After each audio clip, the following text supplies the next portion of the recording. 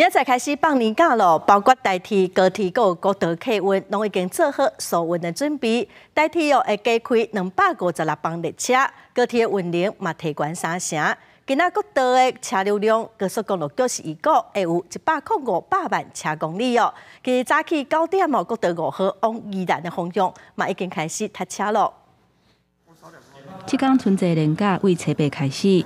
行政院长陈建仁甲交通部长王国材等人早起去台北车头视察台铁、高铁甲台北客运疏运的情形，强调应对新增的交通，拢已经有开上大的量能。台铁呢增加了12万个座位，而且有实名制的东线有实名制的列车，还有红眼列车真的是尽最大的可能来提供最好、最优质的这个服务嘛。台铁预估，春节期间每一天平均的载客量是74万2千人，初三会出现疏运的高峰。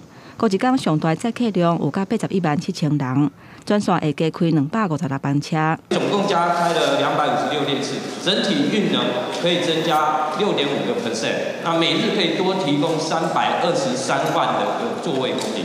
高铁疏运10天的期间，会依次提供自由座，不过各站会做自由座人阵的管制，加强加开1875班车，运量比平常时提悬要3成。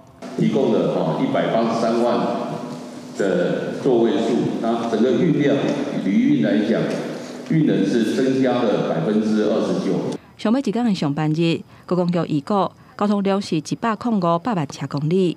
早起9点，国道5号路南的车差不多是6500台，比109年同期增加12%。预估本日从早上10点左右，在国务南港系统至头城路段会有陆续车潮涌现，一直持续到下午的5点。大量回乡过年甲出门行村的人阵会开始出现。